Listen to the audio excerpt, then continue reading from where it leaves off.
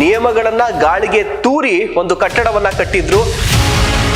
ಅಧಿಕಾರಿಗಳ ನೋಟಿಸ್ಗೆ ಯಾವುದಕ್ಕೂ ಕೂಡ ಆತ ತಲೆ ಕೆಡಿಸ್ಕೊಂತಾ ಇರಲಿಲ್ಲ. ಅವರು ಕೂಡ ಈ ವಿಚಾರವಾಗಿ ಏನೂ ಮಾಡೋಕ್ಕಾಗದಿರಂತ ಹತಾಶೆಯ ಪರಿಸ್ಥಿತಿಯಲ್ಲಿ ಇದ್ರು ಅಂತಾನೆ ಹೇಳ್ಬೋದು. ಝೋನಲ್ ಕಮಿಷನರ್ ಅವರು ವಿನೋದ್ ಪ್ರಿಯಾ ಅವರಿಗೆ ಬಿಲ್ಡಿಂಗ್ ಡೆಮಾಲಿಷನ್ ಮಾಡಿಸೋದಕ್ಕೆ ಮೀನಾಮೇಷ ಎಣಿಸ್ತಾ ಇದ್ರು. ಈ ಒಂದು ಅಕ್ರಮ ಕಟ್ಟಡ ನೆಲಸಮ ಆಗೋದಕ್ಕೆ ಕಾರಣ ಆಗುತ್ತೆ ಅಂತ ತಿಳಿದು ತುಷಾರ್ ಗಿರಿನಾಥ್ ಅವ್ರನ್ನ ಬಿಬಿಎಂಪಿ ಕಚೇರಿಯಲ್ಲಿ ಭೇಟಿಯನ್ನ ಮಾಡಿದು. ಝೋನಲ್ ಕಮಿಷನರ್ ವಿನೋದ್ ಪ್ರಿಯಾ ಅವ್ರನ್ನ ಕರೆದು ತರಾಟೆಗೆ ತೆಗೆದುಕೊಂಡು ಡೆಮಾಲಿಷನ್ ಮಾಡೋಕ್ಕೆ ಬೇಕಾಗಿರೋಂಥ ಆಳುಗಳಿಲ್ಲ, ನೀವೇ ಕರ್ಕೊಂಬನ್ನಿ ಅಂತೇಳಿ ತುಂಬ ದುರಹಂಕಾರದ ಮಾತುಗಳನ್ನು ಆಡ್ತಿರು. ನಾನು ಕೋರ್ಟ್ಗೆ ಹೋಗಿ ಆದಷ್ಟು ಬೇಗ ಸ್ಟೇ ತಗೊಂಡ್ಬಿಡ್ತೀನಿ ಇದಕ್ಕೆ ಅಂತ ಒಂದು ಮಾಹಿತಿನ ಕೂಡ ಕೊಡ್ತಾರೆ. ಅಧಿಕಾರಿಗಳ ಒಂದು ಕುಮ್ಮಕ್ಕಿಲ್ಲದೆ ಈತ ಇಷ್ಟೆಲ್ಲ ಕಟ್ಟೋದಕ್ಕೆ ಸಾಧ್ಯ ಇಲ್ಲ. ನಮ್ಮ ಒಂದು ಹೋರಾಟವನ್ನ ನಾವು ಮುಂದುವರ್ಸ್ತೀವಿ, ಯಾರು ನಮ್ಮ ಜೊತೆಗೆ ಇರ್ತಾರೋ ಇಲ್ವೋ. ನಮಸ್ಕಾರ, ಸ್ಪೆಷಲ್ ಸ್ಟೋರಿಗೆ ಸ್ವಾಗತ. ನೀವು ನೋಡ್ತಾ ಇದ್ದೀರಾ ನ್ಯಾಷನಲ್ ಟಿವಿ. ನಾನು ಶಿವಪ್ರಸಾದ್ ಮಾಗಡಿ. ವಿಲ್ಸನ್ ಗಾರ್ಡನ್ ನಲ್ಲಿ ಬಿಜೆಪಿಯ ಕಾರ್ಪೊರೇಟ್ ಕ್ಯಾಂಡಿಡೇಟ್ ಆದಂತ ಸುರೇಶ್ ಬಾಬು ನಿಯಮಗಳನ್ನ ಗಾಳಿಗೆ ತೂರೋದ್ರ ಜೊತೆಗೆ ಜನರ ಜೀವದ ಜೊತೆ ಆಟ ಆಡುವಂತಹ ಒಂದು ಡೇಂಜರ್ ಆಗಿರುವಂತಹ ಒಂದು ಕಳಪೆ ಕಾಮಗಾರಿಯಿಂದ ಕೂಡಿರುವಂತಹ ನಿಯಮಗಳನ್ನ ಗಾಳಿಗೆ ತೂರಿ ಒಂದು ಕಟ್ಟಡವನ್ನ ಕಟ್ಟಿದ್ರು. G+3ಗೆ 40-50 ಸೈಟ್ ನಲ್ಲಿ G+3ಗೆ ಪರ್ಮಿಷನ್ ಅನ್ನ ತೆಗೆದುಕೊಂಡು ಬಿಬಿಎಂಪಿ ಟೌನ್ ಪ್ಲಾನಿಂಗ್ ಇಂದ G+8 ಒಟ್ಟು 9 ಫ್ಲೋರ್ಗಳನ್ನ ಈತ ಕಟ್ಟಿದ್ದು. ಜೊತೆಗೆ ಆ ಹಾಕಿರುವಂತಹ ಪಿಲ್ಲರ್ಗಳಾಗಿರ್ಬೋದು, ತೋಡಿರುವಂತಹ ಪಾಯ ಆಗಿರ್ಬೋದು, ಇದ್ಯಾವುದೂ ಕೂಡ ಆ ಒಂದು ಕಟ್ಟಡ ಇರುವಂತಹ ಕೆಪಾಸಿಟಿಗೆ ಸೂಕ್ತವಾಗಿಲ್ಲ ಅನ್ನುವಂಥದ್ದು ಮೇಲ್ನೋಟಕ್ಕೆ ಕಂಡು ಬರ್ತಾ ಇತ್ತು. ಸುತ್ತಮುತ್ತ ನಾಗರಿಕರ ಒಂದು ಭಯದ ಒಂದು ವಾತಾವರಣಕ್ಕೂ ಕೂಡ ಈ ಬಿಲ್ಡಿಂಗ್ ಕಾರಣ ಆಗಿತ್ತು. ಇಷ್ಟೆಲ್ಲ ಅಕ್ರಮವನ್ನ ಮಾಡ್ತಾ ಇರುವಂತ ಸುರೇಶ್ ಬಾಬು ಅವರ ಈ ಒಂದು ಕಟ್ಟಡದ ಕುರಿತಾಗಿ ನಿಮ್ಮ ನ್ಯಾಷನಲ್ ಟಿವಿ ಸ್ಟೋರಿಯನ್ನ ಮಾಡಿತ್ತು. ಖಂಡಿತವಾಗ್ಲೂ ಈ ಬಿಲ್ಡಿಂಗ್ ಡೆಮಾಲಿಷನ್ ಆಗೋವರೆಗೂ ಕೂಡ ನಾವು ಫಾಲೋ ಅಪ್ ಮಾಡ್ತೀವಿ ಅಂತ ಹೇಳಿದ್ದು, ಅದೇ ರೀತಿಯಾಗಿ ಫಾಲೋ ಅಪ್ ಅನ್ನ ಮಾಡ್ತಾ ಇದ್ದೀವಿ. ಇದು ಆತ ಎಷ್ಟು ಪ್ರಭಾವಿಯಾಗಿದ್ದ ಅಂತಂದ್ರೆ, ಅಧಿಕಾರಿಗಳ ಒಂದು ಮಾತಿಗೆ, ಅಧಿಕಾರಿಗಳ ನೋಟಿಸ್ಗೆ ಯಾವುದಕ್ಕೂ ಕೂಡ ಆತ ತಲೆ ಕೆಡಿಸ್ಕೊಂತಾ ಇರಲಿಲ್ಲ. ಝೋನಲ್ ಕಮಿಷನರ್ ವಿನೋದ್ ಪ್ರಿಯಾ ಏನಿದೆ, ವಿನೋದ್ ಪ್ರಿಯಾ ಅವರು IAS ಆಫೀಸರು, ಬಿಬಿಎಂಪಿಯ ದಕ್ಷಿಣ ವಲಯದ ಝೋನಲ್ ಕಮಿಷನರ್. ಅವರು ಕೂಡ ಈ ವಿಚಾರವಾಗಿ ಏನೂ ಮಾಡೋಕ್ಕಾಗದಿರಂತ ಹತಾಶೆಯ ಪರಿಸ್ಥಿತಿಯಲ್ಲಿ ಇದ್ರು ಅಂತಾನೆ ಹೇಳ್ಬೋದು.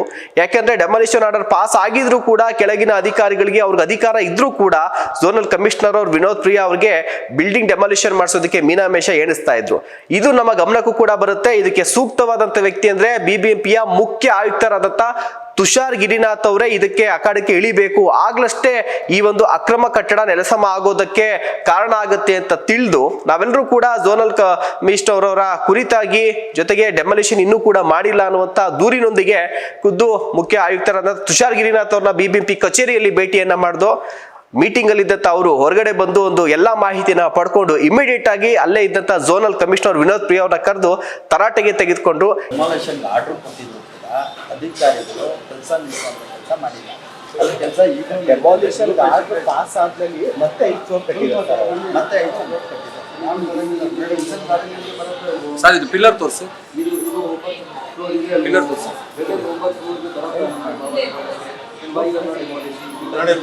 ಅವ್ರು ಮೇಡಮ್ ಹತ್ರ ಮಾತಾಡಿದ್ರೆ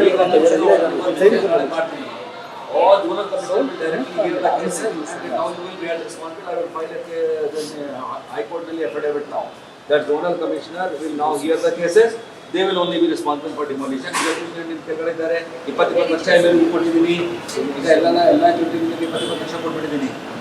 ಗೊತ್ತಾಯ್ತಾ? ಹಿಂದೆ ಚೀಟಿಂಗ್ ಮಾಡ್ತಾ ಹೋಗ್ತಾ ಇದ್ದ, ಅವ್ನು ಮಾಡ್ತಾ ಇರಲಿಲ್ಲ, ಇವ್ರು ಮಾಡ್ತಾ ಇರಲಿಲ್ಲ. ಈಗ ನೀವು ಮಾಡಲಿಲ್ಲ ಅಂದ್ರೆ ಹೇಗೆ? ಈಗ ನೋಡಿ, ಈಗಲೂ ಮೇಲ್ಗಡೆ ಕೆಲಸ ನಡೀತಾನೆ ಇದೆ. ಇದು ಏನು ಮಾಡ್ಲಿಕ್ಕೆ ಬರ್ತದೆ ಹೇಳಿ ಮೇಡಮ್? ಯಾವ ಅರ್ಥ ಗೊತ್ತಿಲ್ಲ. ನೀವು ಶೋಕಾಸ್ ನೋಟಿಸ್ ಇಶ್ಯೂ ಮಾಡಿ, ಶೋಕಾಸ್ ನೋಟಿಸ್ ಇಶ್ಯೂ ಮಾಡಿ. ಇದರ ಮೇಲೆ ಏನಿದ್ರೆ ತೆಗಿಲಕ್ಕೆ ಹೇಳಿ. ಒನ್ ಬೈ ಒನ್ ತೆಗಿಲಕ್ಕೆ ಸ್ಟಾರ್ಟ್ ಮಾಡಿ.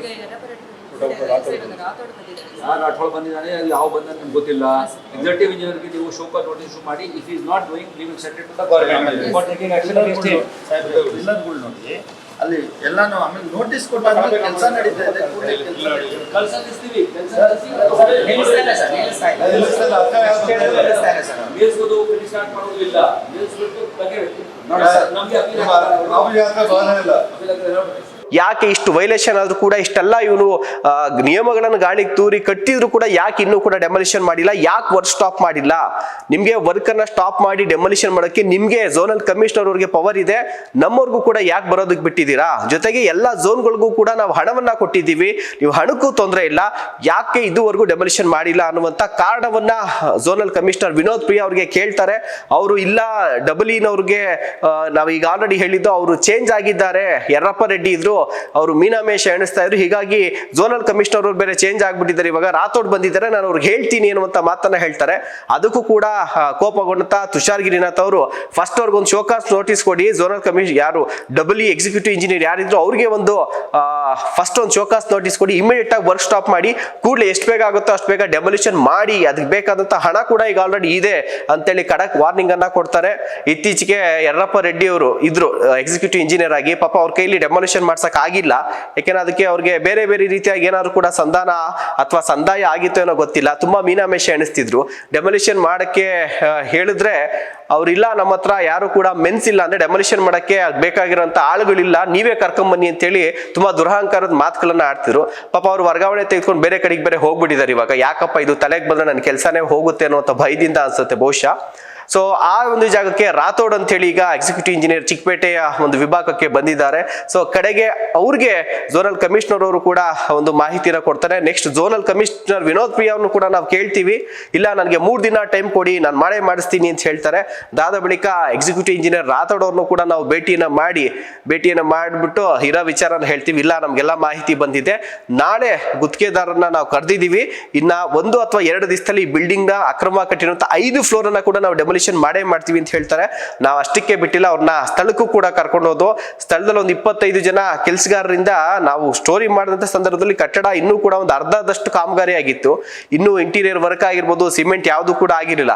ಅದಾದ ಬಳಿಕ ಬಿಬಿಎಂಪಿ ಅಧಿಕಾರಿಗಳಿಗೆ ಎಷ್ಟು ನಿರ್ಲಕ್ಷ್ಯ ಇದೆ ಅಂತಂದ್ರೆ ಕಂಪ್ಲೀಟ್ ಆಗಿ ಕಾಮಗಾರಿನ ತಡೆ ಹಿಡಿತೀವಿ ಅಂತ ಹೇಳಿ ಕಾಮಗಾರಿ ಮಾಡಕ್ ಬಿಟ್ರು. ಸುರೇಶ್ ಬಾಬು ಕೂಡ ಸಿಕ್ಕಿದೆ ಚಾನ್ಸ್ ಅಂತ ಹೇಳ್ಬಿಟ್ಟು ಆದಷ್ಟು ಬೇಗ ಪ್ಲಾಸ್ಟಿಂಗ್ ಗೀಸ್ಟಿಂಗ್ ಬಣ್ಣ ಗಿಣ್ಣ ಎಲ್ಲ ಮಾಡಿಸಿ ಇಂಟೀರಿಯರ್ ಎಲ್ಲಾ ಕೆಲಸನೂ ಮುಗಿಸ್ತಾ ಇದ್ದಾರೆ. ಆದಷ್ಟು ಬೇಗ ಗೃಹ ಪ್ರವೇಶ ಮಾಡಿ ಒಳಗಡೆ ಹೋಗಿ ಸೇರ್ಕೊಂಡ್ಬಿಡೋಣ ಡೆಮೊಲಿಷನ್ ಮಾಡೋಕ್ಕೂ ಮುಂಚೆ, ಅದಾದ್ಮೇಲೆ ಬೇಕಾದ್ರೆ ನಾವು ಕೋರ್ಟ್ ಗಿಟ್ಕೋಗಿ ಸ್ಟೇ ತಗೊಬೇಕು ಅನ್ನೋಂತ ಓಡಾಡ್ತಲ್ಲಿ ಇದ್ರು. ಬಿಡದೆ ಎಕ್ಸಿಕ್ಯೂಟಿವ್ ಇಂಜಿನಿಯರ್ ರಾಥೋಡ್ ಅವ್ರನ್ನ AWE ನಾಗೇಂದ್ರ ಅವ್ರ ಸ್ಪಾಟ್ ಕರ್ಕೊಂಡು ಹೋಗಿ ಮತ್ತೆ ಕೆಲಸವನ್ನ ಕೂಡ ಸ್ಟಾಪ್ ಮಾಡಿ ಯಾವುದೇ ರೀತಿಯ ಕೆಲಸ ಮಾಡಬಾರ್ದು ಅಂತ ಒಂದು ವಾರ್ನಿಂಗ್ ಅನ್ನ ಕೊಟ್ಟಿದ್ದಾರೆ. ಬಟ್ ಇವ್ರ ವಾರ್ನಿಂಗ್ಗೆ ಸುರೇಶ್ ಬಾಬು ಯಾವುದೇ ತಲೆನೇ ಕೆಡ್ಸ್ಕೊಂತ ಇಲ್ಲ, ಮತ್ತೆ ಆತ ಕೆಲಸವನ್ನ ಶುರು ಮಾಡೇ ಮಾಡ್ತಾನೆ. ಬಟ್ ಆದ್ರೆ ಖಡಕ್ ಆಗಿ ಸೂಚನೆಯನ್ನ ಕೂಡ ಕೊಟ್ಟಿದ್ದಾರೆ, ಇನ್ನ 2-3 ದಿವಸದೊಳಗಡೆ ಡೆಮೊಲಿಷನ್ ಮಾಡೇ ಮಾಡ್ತೀವಿ ಅಂತ ಹೇಳಿ ಝೋನಲ್ ಕಮಿಷನರ್ ವಿನೋದ್ ಪ್ರಿಯಾ ಅವರು ಕೂಡ ಭರವಸೆಯನ್ನ ಕೊಟ್ಟಿದ್ದಾರೆ. ತುಷಾರ್ ಗಿರಿನಾಥ್ ಆದಷ್ಟು ಬೇಗ ಮುಗಿಸಿ ಇದನ್ನ ಡೆಮೊಲಿಷನ್ ಅಂತ ಹೇಳಿದ್ದಾರೆ. ಸೊ ಈ ಒಂದು ಬಿಲ್ಡಿಂಗ್ ಡೆಮೊಲಿಷನ್ ಆಗೋವರೆಗೂ ಕೂಡ ಇದರ ಮಧ್ಯದಲ್ಲಿ ಸುರೇಶ್ ಬಾಬು ಕೋರ್ಟ್ಗೆ ಹೋಗಿ ನಾನು ಸ್ಟೇ ತಗೊಂಡ್ಬಿಡೋಣ ಅಂತ ಹೇಳಿ ಓಡಾಟವನ್ನ ಮಾಡ್ತಿದ್ದಾರೆ. ಖುದ್ದು ಸುರೇಶ್ ಬಾಬು ಅಲ್ಲಿ ಬಂದಿದ್ದ ಎಕ್ಸಿಕ್ಯೂಟಿವ್ ಇಂಜಿನಿಯರ್ ರಾಥೋಡ್ಗೆ ಹೇಳ್ತಾರೆ, ನಾನು ಕೋರ್ಟ್ಗೆ ಹೋಗಿ ಆದಷ್ಟು ಬೇಗ ಸ್ಟೇ ತಗೊಂಡ್ಬಿಡ್ತೀನಿ ಇದಕ್ಕೆ ಅಂತ ಒಂದು ಮಾಹಿತಿನ ಕೂಡ ಕೊಡ್ತಾರೆ. ಇಲ್ಲಿ ಅಧಿಕಾರಿಗಳ ಶಾಮೀಲಿನ ಪಾತ್ರ ಎದ್ದು ಕಾಣಿಸ್ತಾ ಇದೆ.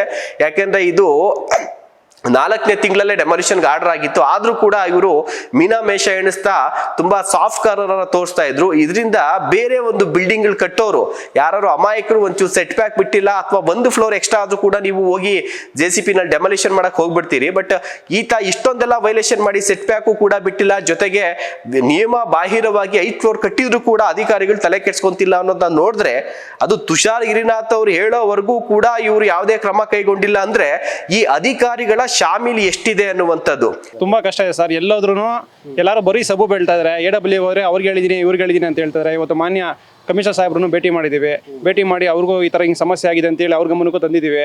ಅವರು ಇದ್ರ ಪ್ರಕಾರವಾಗಿ ಯಾರು ಇಲ್ಲಿ ಲೋಕಲ್ಲು ಮೇಡಮ್ ಅವರಿದ್ದಾರೋ ವಿನೋದ ಪ್ರಿಯ ಅವರಿದ್ದಾರೆ, ಅವ್ರ ಮುಖಾಂತರ ಅವ್ರಿಗೆ ಹೇಳಿ 3 ಡೇಸ್ ಟೈಮ್ ತೊಗೊಂಡಿದ್ದಾರೆ. 3 ಡೇಸಲ್ಲಿ ನಾನು ಡೆಮೊಲಿಷನ್ ಮಾಡಿಕೊಡ್ತೀನಿ ಅಂತ ಹೇಳಿ ಮಾತು ಕೊಟ್ಟಿದ್ದಾರೆ. ಅದಕ್ಕೋಸ್ಕರ ನಾವು ಇಲ್ಲಿ ಬಿಲ್ಡಿಂಗ್ ಹತ್ರ ಬಂದ್ರಿ, ಆದ್ರೂ ಕೆಲಸ ಸ್ಟಾರ್ಟ್ ಮಾಡಿ ಕೆಲಸ ನಡೆಸ್ತಾನೆ ಇದ್ದಾರೆ. ಆದ್ರೂ ನಮ್ಮ ಹೋರಾಟ ಮುಂದುವರಿಸಿ ಕೆಲಸನೆಲ್ಲ ಸ್ಟಾಪ್ ಮಾಡಿಸಿದ್ದೀವಿ. ಜೊತೆಗೆ ಅಧಿಕಾರಿಗಳ ಸಮ್ಮುಖದಲ್ಲಿ ಒಂದು ಕೆಲಸನ ಸ್ಟಾಪ್ ಮಾಡಿಸಿದ್ದೀವಿ ಸರ್. ಸರ್ ಡೆಮಾಲಿಷನ್ ಆಗಿ ಜನಸಾಮಾನ್ಯರಿಗೆ ಒಳ್ಳೇದಾಗಬೇಕು.